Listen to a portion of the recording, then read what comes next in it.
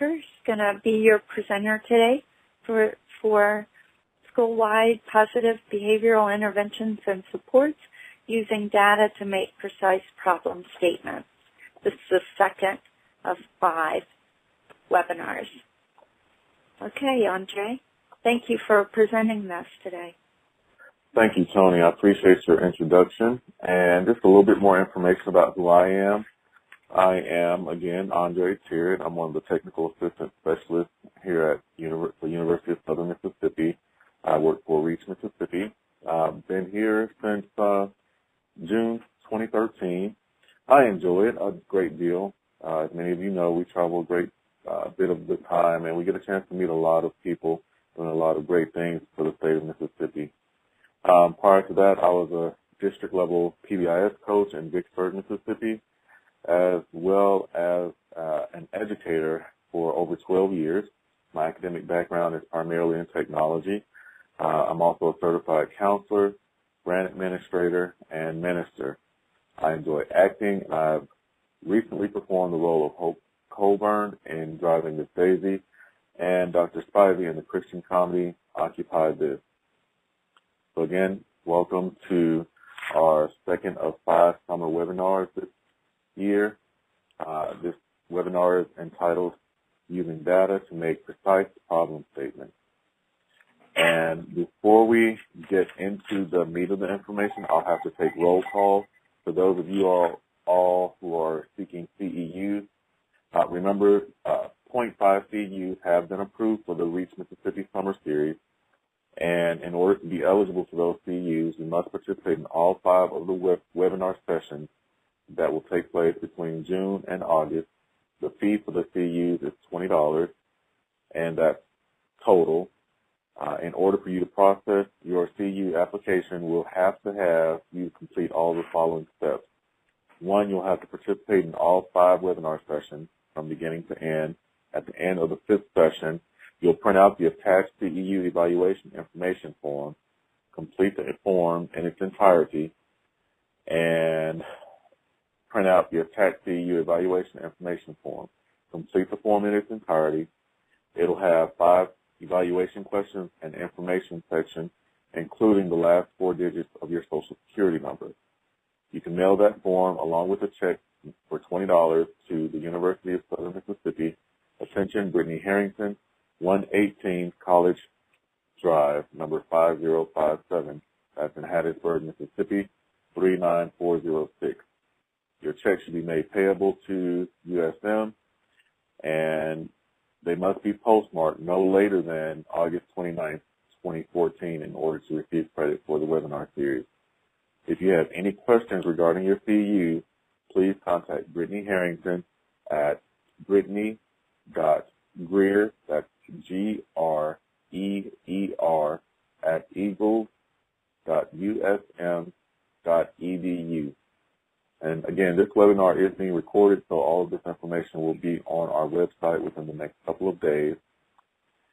So let's do the roll call, and we'll get right into it.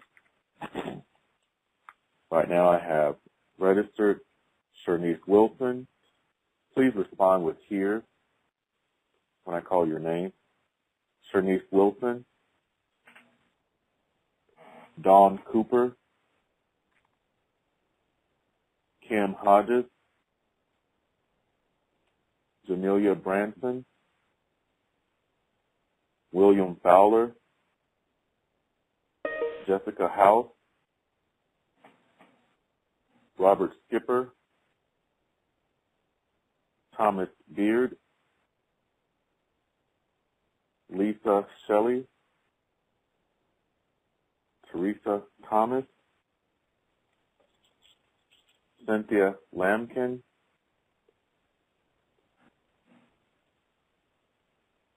okay, Cynthia, I see you. You're in the room with other people and you can't talk. Gotcha. Thank you very much, Cynthia. I appreciate that. Richard Bryant,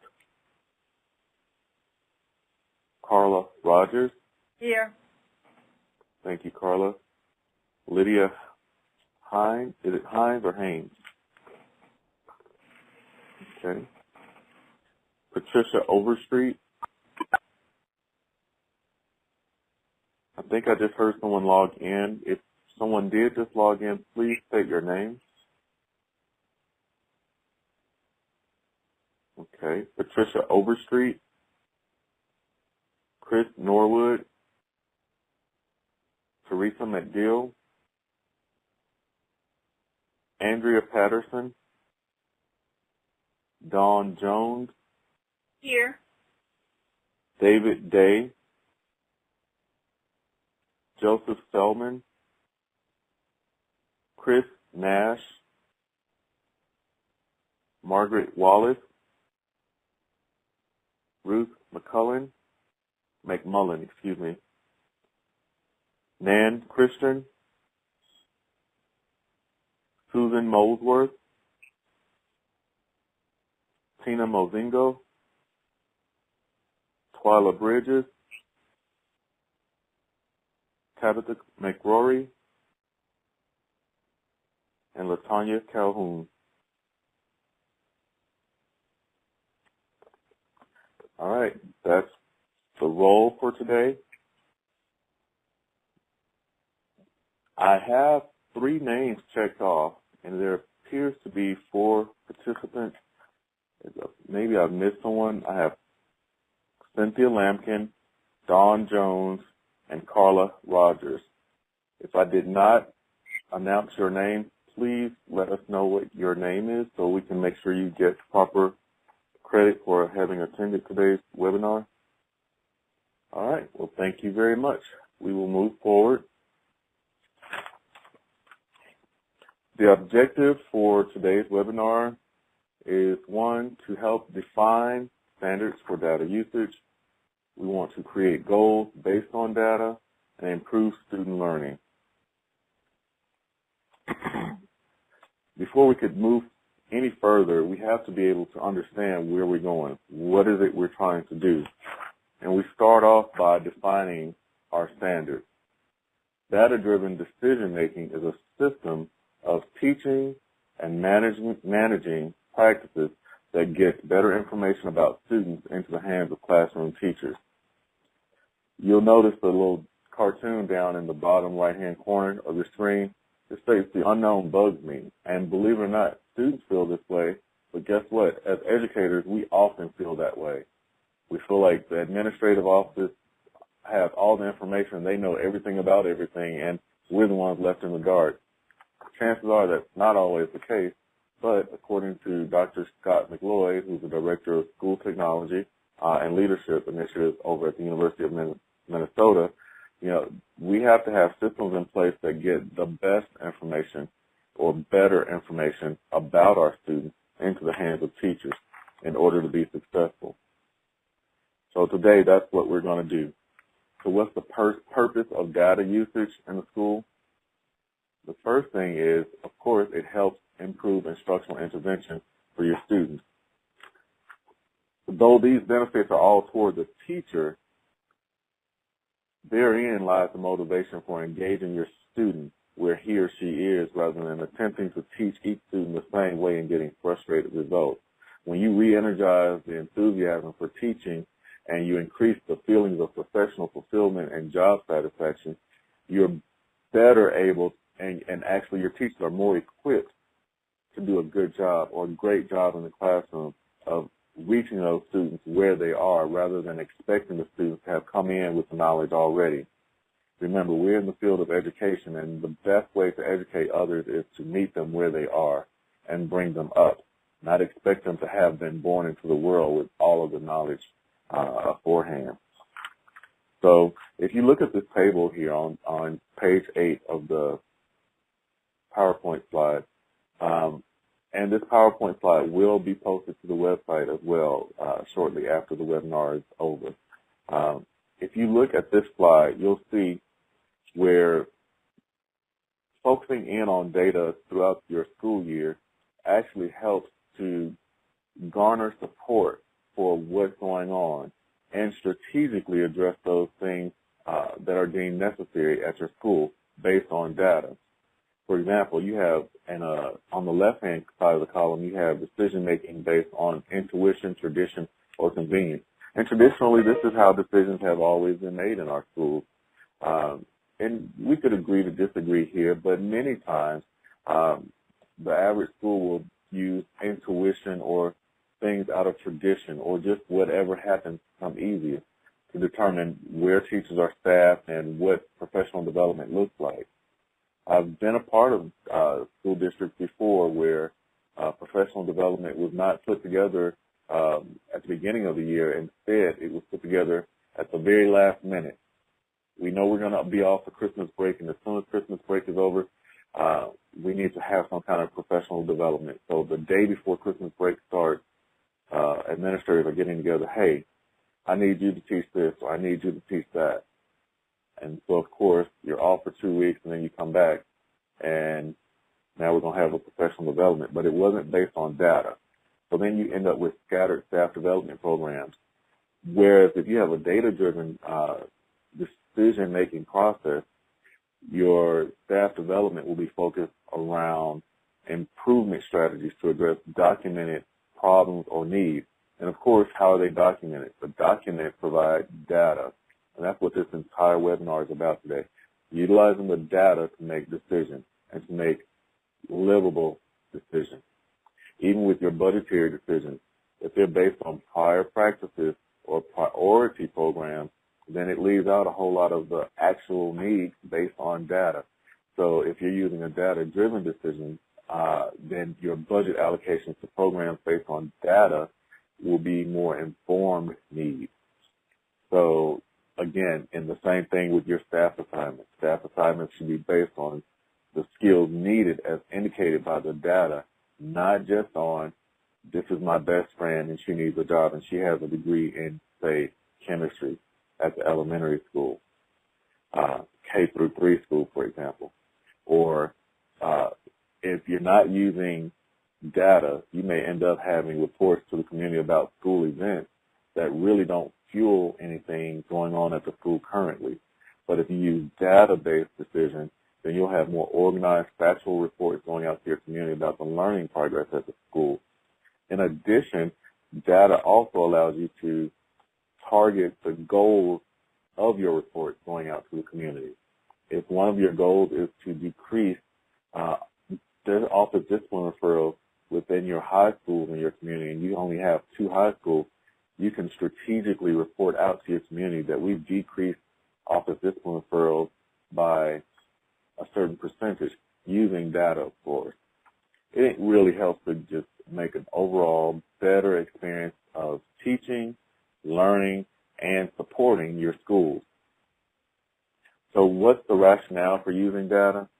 Of course, it supports social behavior, and in supporting your social behavior, it actually helps in achieving your academic goals. It's close to impossible to teach a child who is acting out in class, or even teach children who aren't acting out in an environment where acting out is going on, because the focus is not the learning or the teaching that's taking place. It's more so of the behavior or the inappropriate behavior, if you would, that's going on. So not only do students have to work together, they work better individually, but together with fellow students as well to achieve their academic goals. This is more possible once support systems are in place.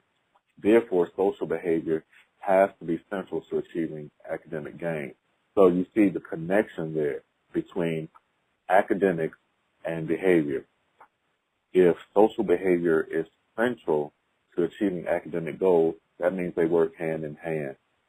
A more positive social culture is possible and promotes both social and academic success when school-wide PBIS is in place. Since it's an evidence-based practice, the most obvious evidence is the formation of a more clearly recognizable positive social and academic environment. So as you're celebrating your academic achievement at your school, through PBIS, you'll also begin to celebrate your behavioral accomplishments. And trust me, once you can begin to lower your office discipline referrals in your school based off data, that is definitely an achievement to be celebrated. And finally, the rationale for implementation of any evidence-based practice requires a more coordinated focus than typically expected. It takes effort on our part. As educators, we're taught a lot of theories. However, the application of those theories is not something that's easily understood. Theoretically, we understand the application, but the reality of that application in our setting is what's typically missing. And anything worth having requires a little bit more effort than usual. So PBIS implementation is a 3 to 5 year process and requires a concerted effort on the part of everybody involved. That's all of your stakeholders, your teachers, students, all of your faculty and staff members, your assistant teachers, your custodial staff, cafeteria staff. Parental involvement is critical to the success of the implementation of PBIS at your school. Data helps to guide the implementation process and allow for data comparison over time, of course. So what is school-wide positive behavioral support? We know, and some of you know from having attended some of our trainings throughout the state or even directly in your district over the years, PBIS is a systems approach for establishing the social culture and individualized behavioral support needed for schools to achieve both social and academic success for all students. It's not just a reward system for students. It's not just a reward system for those students who are being the good students. It's reinforcement, establishing a culture of positivism, if you would. It's an evidence-based feature of school-wide PBIS, which includes prevention, first and foremost. If you put systems in place, students, teachers, parents even, they will know what's expected of them beforehand, and once school starts, they will know that these are the rules that I need to apply in order to be successful in this school. And once those systems are in place, students will actually begin to rise to the occasion. It helps to define and teach positive social expectations beforehand. Again, it's a preventative thing. If we post expectations, we're teaching expectations, and we're teaching the application of rules in different venues, students have no choice but to make this a part of their lives. And as they grow through elementary into junior high school and high school, they'll carry this on with them, and it'll ultimately become a part of your community. And building up a solid foundation within your school system actually grows your community, because what it does is it empowers others outside of the community or considering moving to your community to understand that this is a community with expectations, with values, and systems that recognize the good behaviors of its citizens. And because you'll have this system implemented throughout your school setting, then it will carry over into other venues, such as your after-school programs. If it's the soccer team, the baseball league, cheerleading practice, the wrestling squad, the band, the chess teams even, all those social events where people can express themselves, it'll be done in a manner that's positive and supportive of learning and growth. And that's what you want, and that's what you actually need. And if we got this kind of information out to our municipalities in support of PBIS in our community and our schools in particular, then it would definitely take off, and I believe would grow our communities exponentially. It helps to arrange consistent consequences for problem behaviors. It allows us to have ongoing collection and use of data for decision-making purposes.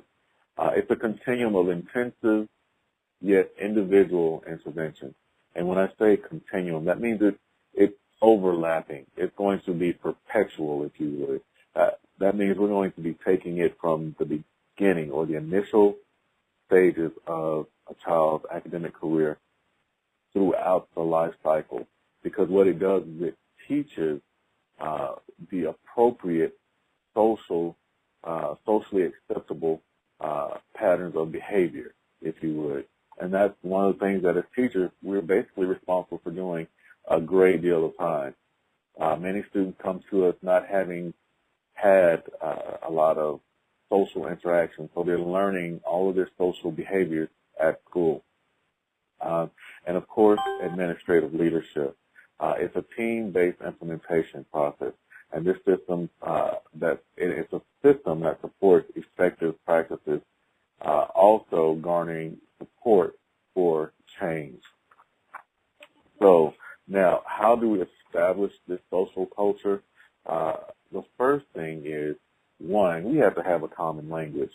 And I like to use this example. Of course, anyone who's been to graduate school in academics or the natural sciences, even the behavioral sciences, will understand having a common language. It's difficult to understand what the behavioral specialist in your school is saying when she says that this child needs a behavior plan. And I have a background, say, in chemistry. I keep picking on chemistry. No, there's nothing against it. That was just my greatest challenge in school. But if we're not speaking the same language, you're speaking behavioral sciences and I'm speaking natural sciences, I don't necessarily have an understanding of what you mean by behavior plan. So we have to begin using common language. You're going to identify terms that are commonly used in your setting. You're going to operationally define those terms with your PBIS team. And, of course, you're going to teach those terms throughout your campus, whether it be to your faculty and staff, student population, your parental population, as well as your community volunteers, even your political figures that may come into your school.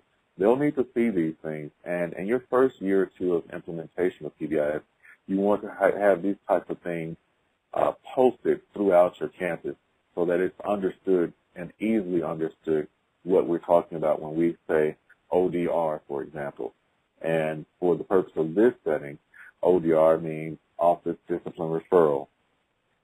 The next thing in establishing a social culture is, of course, common language and common vision or values. It doesn't mean that everybody's going to be is going to agree with everything that's going on 100%, but you want to have at least 80% buy-in. That means there's a majority of the people there have an understanding of what is socially acceptable. And once that understanding takes place, then you can begin to set a vision for your school. How do you expect or do you desire as a team to see your school at the end of this year? Do you expect to see your school with the same status or in the same situation that it's in at the beginning of the year?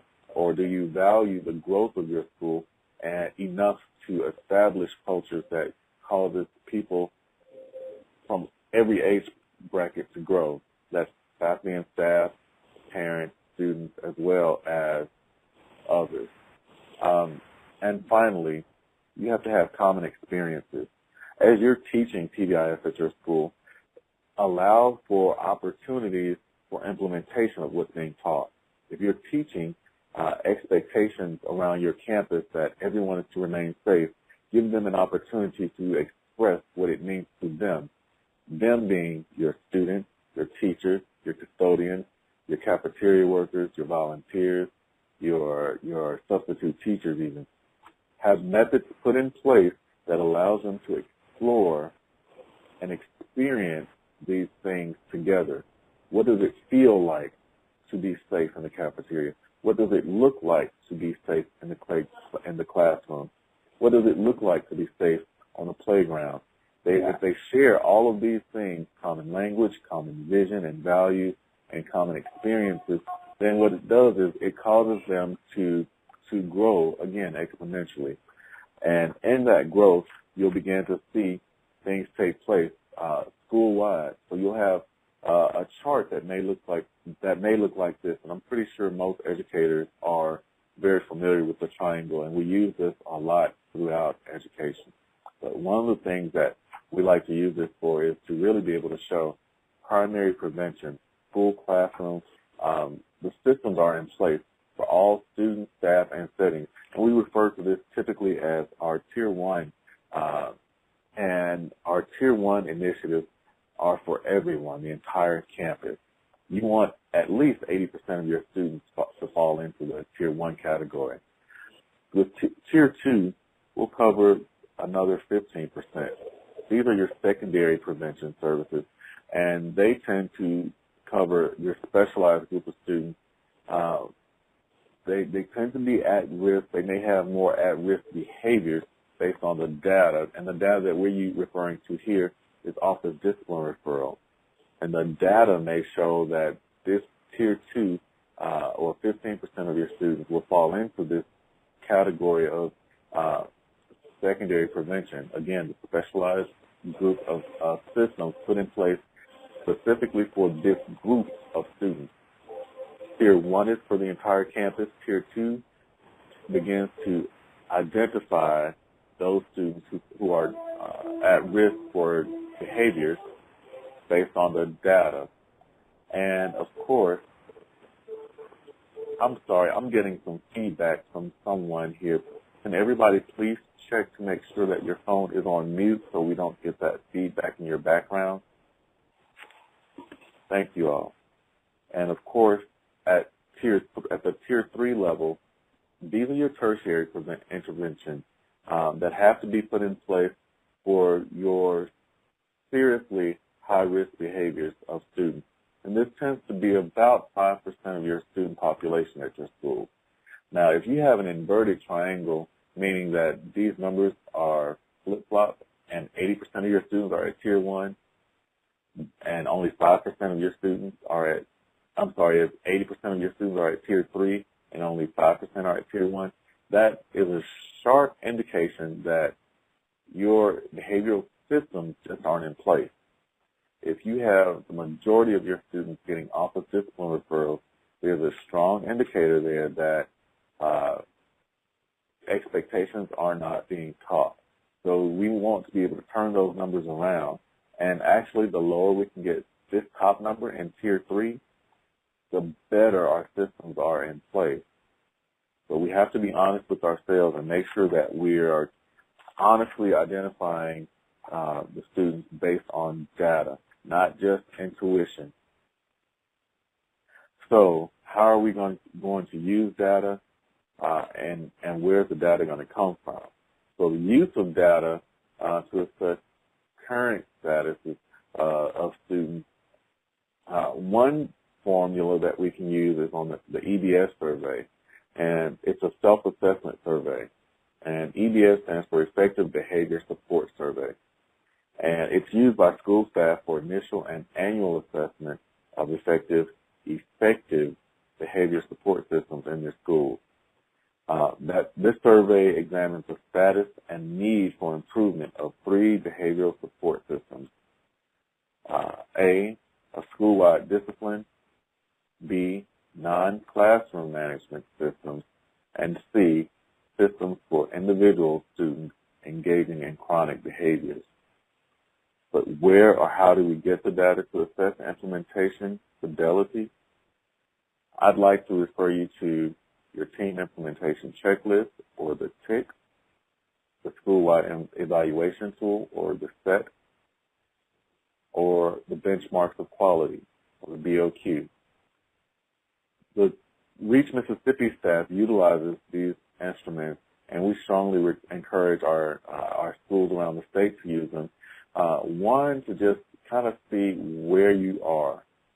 And I strongly encourage each of my schools to utilize the benchmarks of quality for implementation purposes. If you follow that benchmarks of quality from the very beginning to the end, by the end of your first school year, if you implement with fidelity, you should be on the right track to become a model school site for your district. Now, what does it mean to become a model school site? That means that you have systems in place that are giving you quality data to make determinations or decisions for your school setting.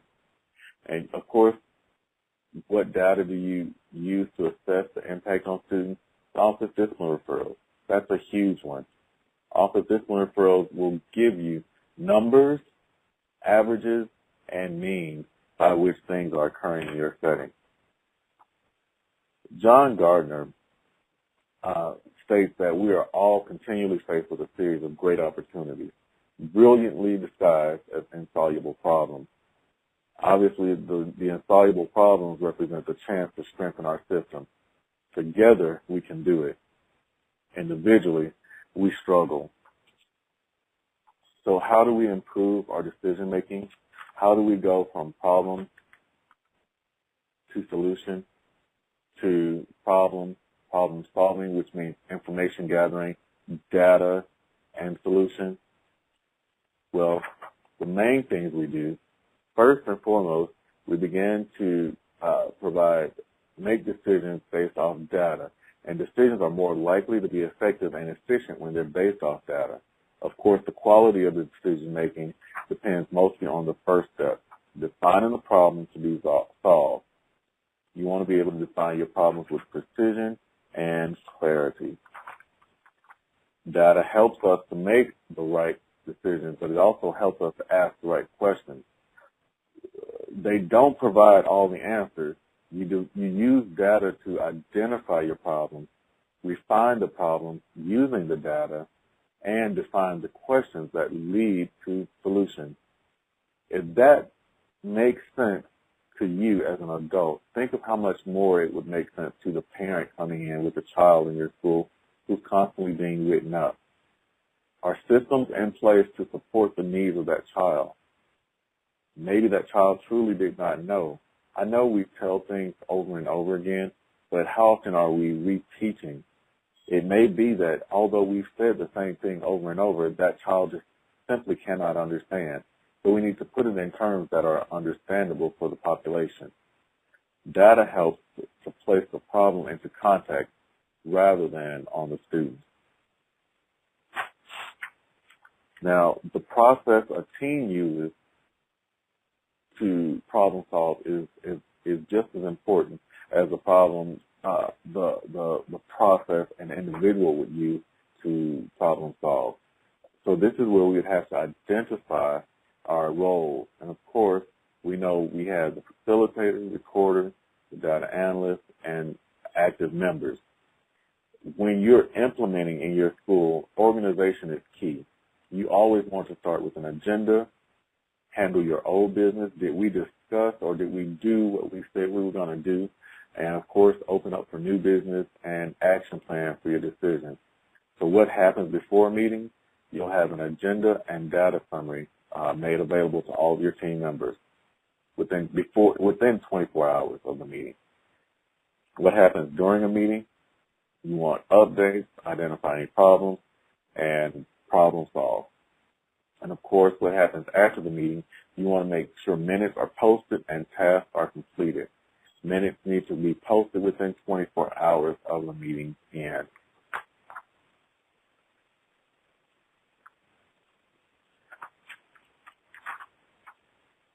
Now, some of your team-initiated problem-solving models will look like this. The first thing, review the status and identify problems that need addressing.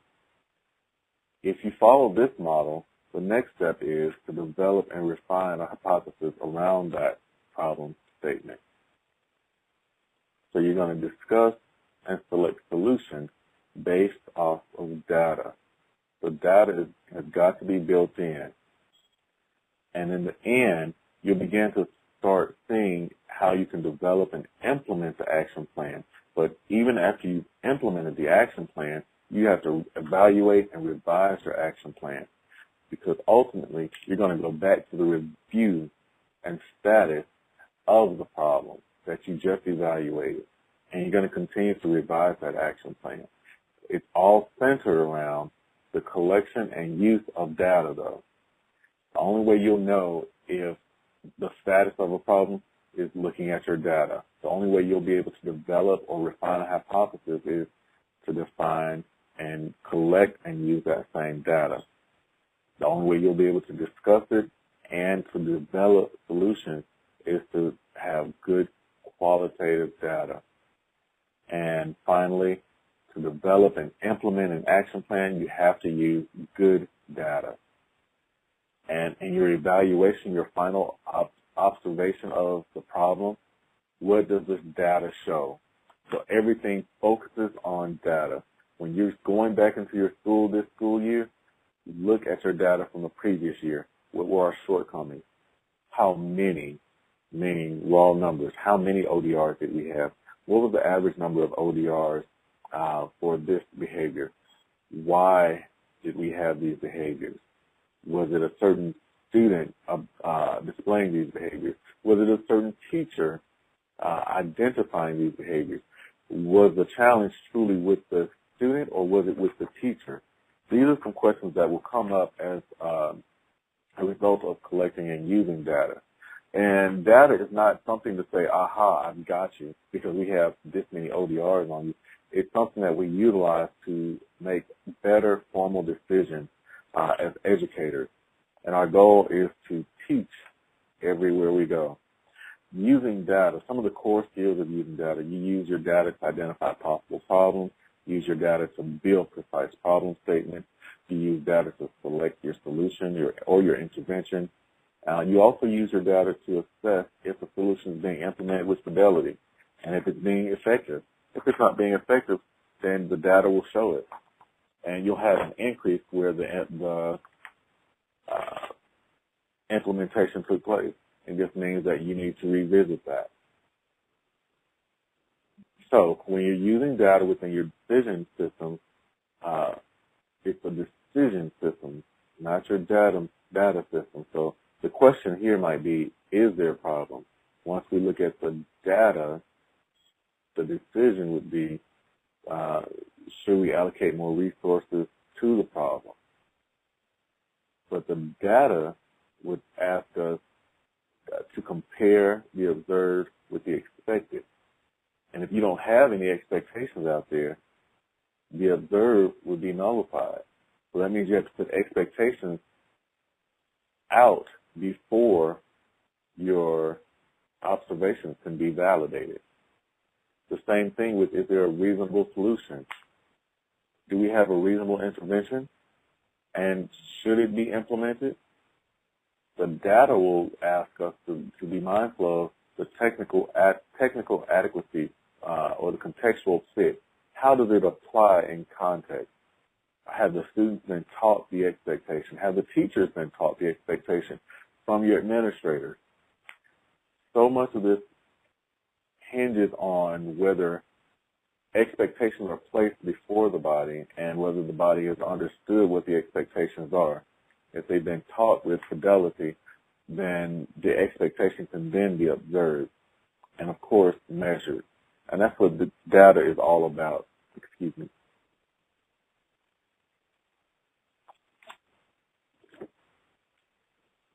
Is the intervention being implemented as planned?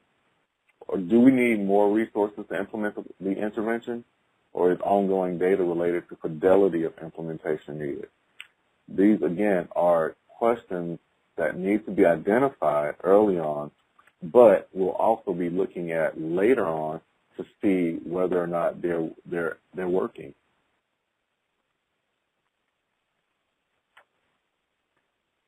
In using data, we want to use data in decision layers. We don't want you to drown in the data, and we want you to be able to identify the fact that it's okay to be doing well. Some schools are doing well already. They see it, they experience it every day as a team. But now we want you to collect the data that proves you're doing well. So here are a couple of things that you want to avoid when trying to make precise problem statements. The first thing is you don't want to define a solution before you define the problem, because that basically nullifies the solution, right? You don't want to build solutions from broadly defined or fuzzy problem statements. Be mindful that failure to use data to confirm or define your problem. Avoid not using data to confirm the problems that are being reported. Verbal reports are good and they have their place, but until we have things in writing to back us up to support what's being verbalized in our school settings, we make a lot of decisions off the hip or on the fly, if you would. And those decisions are the ones that we tend to regret ultimately because they change every day. But if we're using data to make our decisions, then we'll be less likely to have to make choices, particularly as administrators, on the fly. Avoid agreeing on a solution without building a plan for how to implement or evaluate the solution. Is it effective? And you want to make sure you garner the effectiveness of the solution that you come up with as a team. And be mindful that you don't agree on a solution and never assess if the solution was implemented. That really wastes your time, the staff members' time, the team's time. And you want to stay away from positions where you're just talking about problems just to talk about them. That's what leads to a less fulfilling career pattern. And, of course, serial problem solving without decisions. You know, teachers aren't tired of teaching. They're tired of finding solutions to the same problem over and over and over again. Be mindful of that. And keep in mind that as educators, we too enjoy learning, and we want to do what's in the best interest of our students, as well as ourselves. You know, we're mindful that we don't want to just keep repeating inappropriate patterns or behaviors in the classroom. And if the problem lies within us as educators, then the data will show that change is necessary, and we're better able to seek that change within ourselves if you have data that supports the need for the change. Using data for decision making at the whole school level, again, once you begin to identify problems with precision, you'll have well-defined problems which prompt functional solutions. Poorly defined problems prompt discussion about the problem, in which the problem is just admired, but is never really truly addressed. Precise problem statements. What are the data we need for a decision?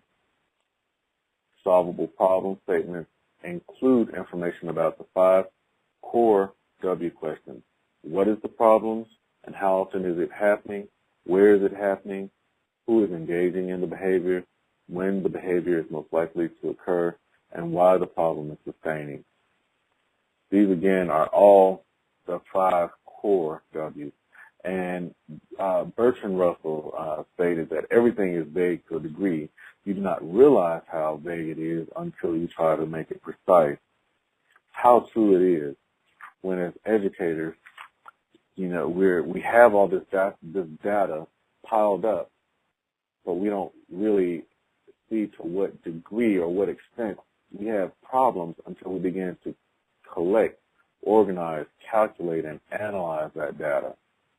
That's called statistics. Your primary versus your precision statements, many of your primary statements will come out looking like this. You'll have teachers and administrators even without training, they'll say, well, we have too many referrals. We need to do something about this. September has more suspensions than last year. The gang behavior is increasing. The cafeteria is out of control. I'm sure you all have heard that one before. Student disrespect is out of control. A precision statement might look more like this. There are more ODRs for aggression on the playground than last year. These are most likely to occur during first recess with a large number of students, and the aggression is related to getting access to the new playground equipment. Do you see the difference between a primary precision statement or a primary statement and a precision statement? The main thing is the information that a precision statement provides. It gives you a bit more ability to make decisions based off the information that's presented. It answers all of the 5 W's. It lets you know that what's going on, where it's going on, the time period that it went on, when it's most likely to occur, whether it's a large number or a few, and again, what's going on and what it's related to. So, again, is this a precise statement or a primary statement? Children are using inappropriate language with a high frequency in the presence of both adults and other children. This is creating a sense of disrespect and incivility in the school. I'll give you a minute to think about it. Is this a precise statement or a primary statement? That's right. This is a precise statement. What about this one? James D. is hitting others in the cafeteria during lunch, and his hitting is maintained by peer attention. That would probably be considered a primary statement. It gives you some of the details to determine what's going on and whom it's going on with, how often it's going on.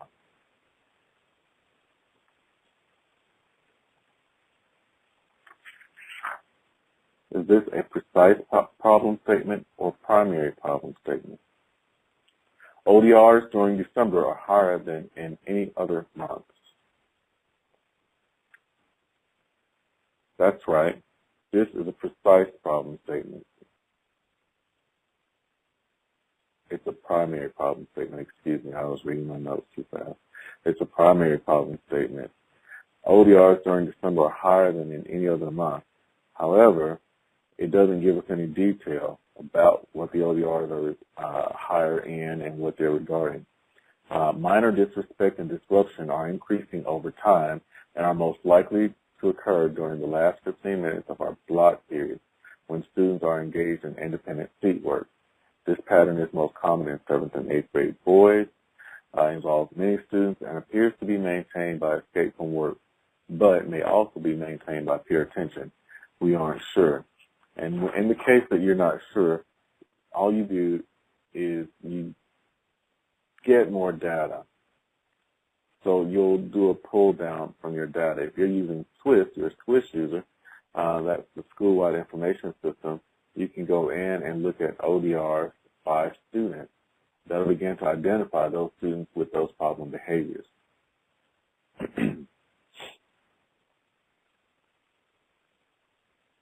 Is this a precise or primary problem statement? 3 5th grade boys are name-calling and touching girls inappropriately during recess in an apparent attempt to obtain attention and possibly unsophisticated sexual expression. I'll give you a minute to think on that one.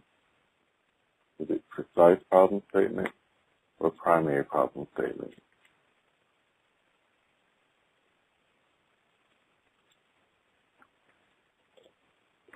That's right. It's a precise problem statement. It identifies what's going on, who's doing it, and what they're doing, and why they're doing it in an apparent attempt to obtain attention and possibly unsophisticated sexual expression. So would this next one be boys are engaging in sexual harassment? Would this one be a precise or primary problem statement? This is a primary problem statement. A primary problem statement just basically gives you raw information, and it doesn't give you enough to be able to make a determination of how to handle that problem. When you're using data, you want to be able to identify a problem, but the difference between what you want and what you have. So what data do you review? You want to look at your office discipline referrals per day, per month.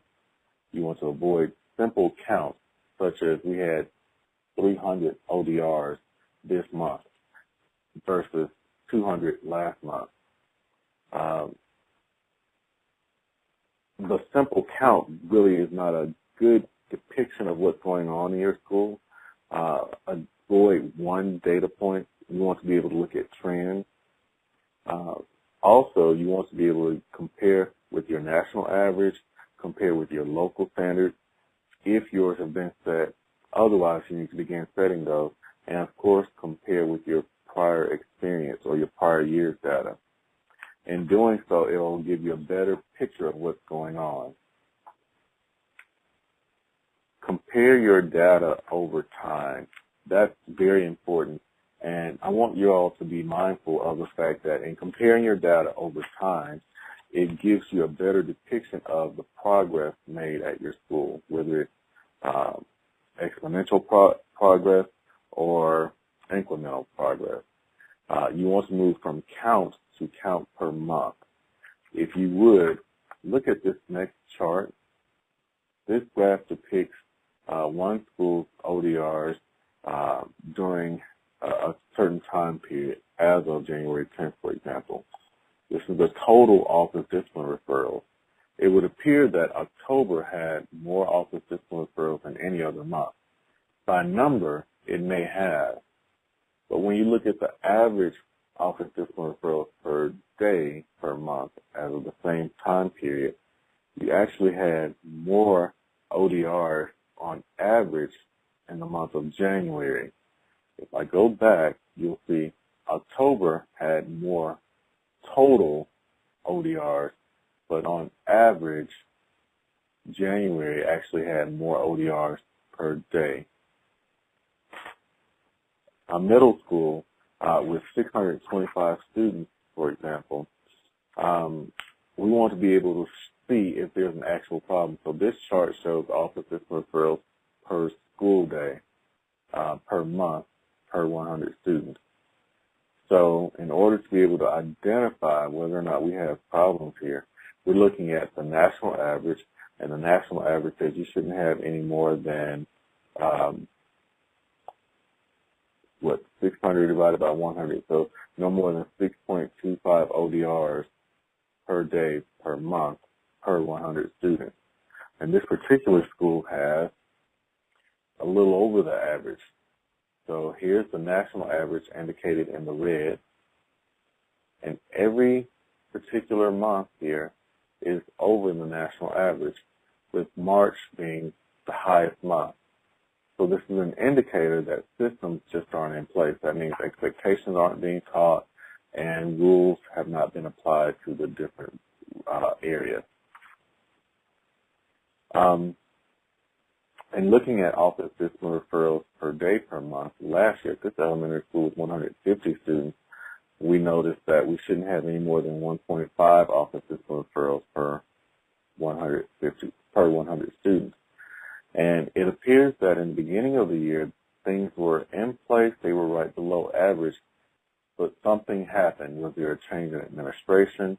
Was there a change in application of rules at the school? Expectations changed? Something happened, and it's more than likely at the administrative level.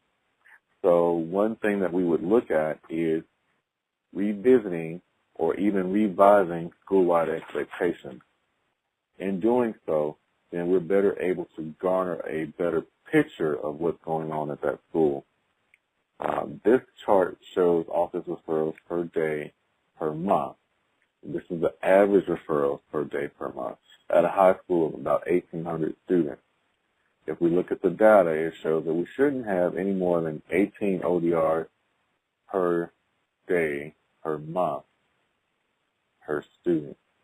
Now here it appears that this school has fallen a little bit below the national average, which is a good thing, meaning that systems are in place. But we do see some spikes here in the month of December, the month of March, even the month of May. Even though it declined, we saw some sparks.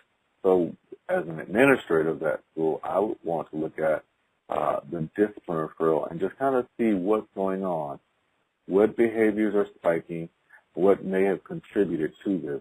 Of course, we know in the month of December in Mississippi, many schools are experiencing Christmas break. We had fewer days, and of course, depending on what's going on in your community, there may have been a number of things going on.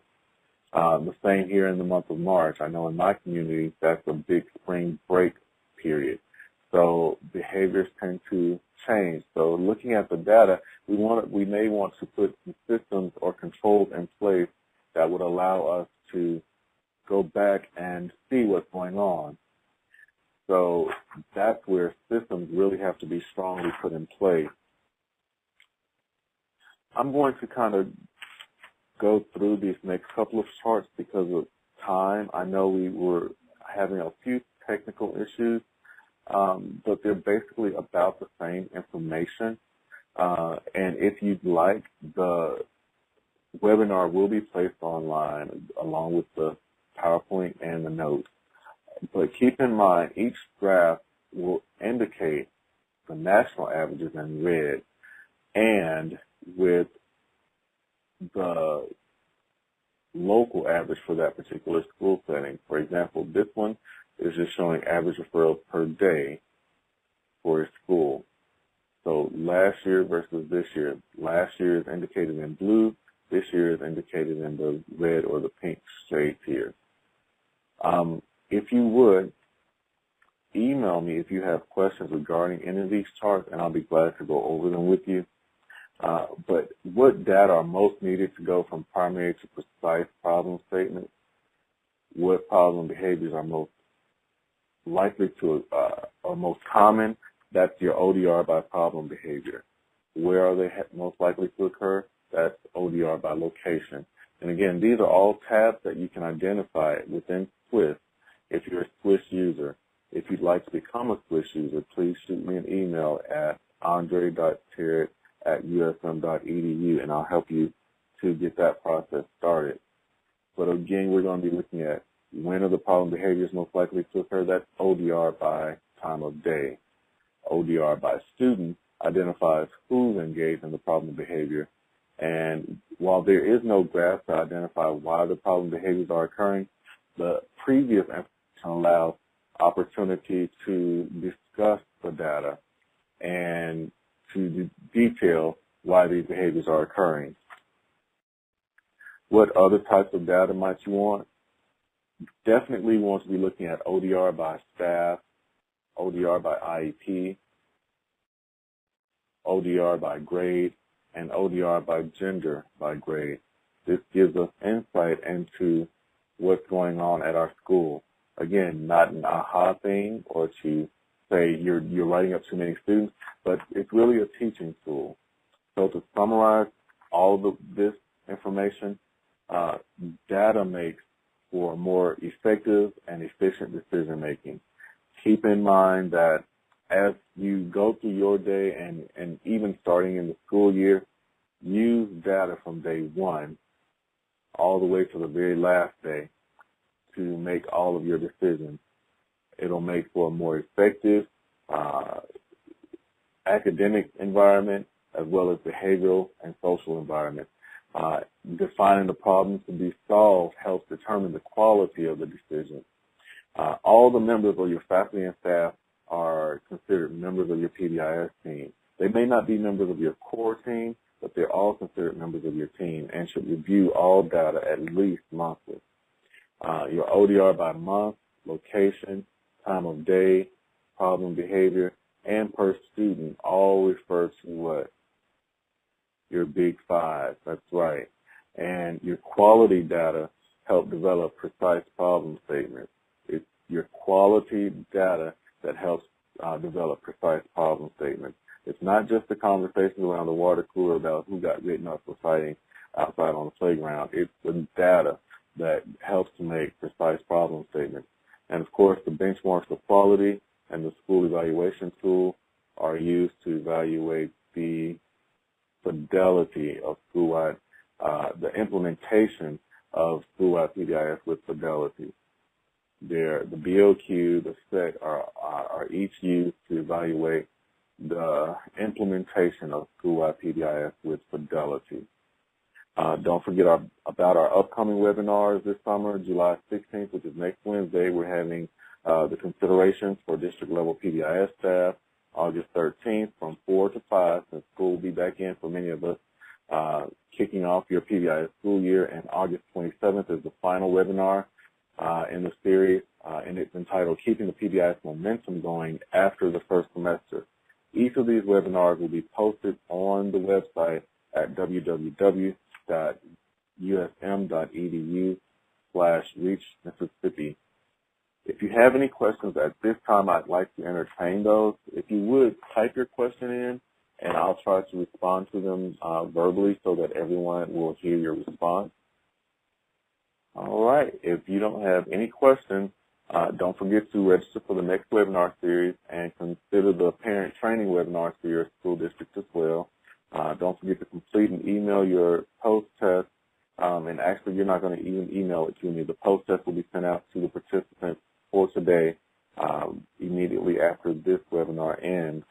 And for the sake of those seeking CEUs, if you're not seeking a CEU, you can hang up and we'll end the conference call now. But for those that are, let me make sure I check the roll. Cynthia Lampkin has to log off. Carla Rogers, please respond with here when I call your name. Dawn Jones. Here. Thank you very much. I appreciate you all participating today, and I hope you received a wealth of information from it. Again, my email address is andre.terrett@usm.edu.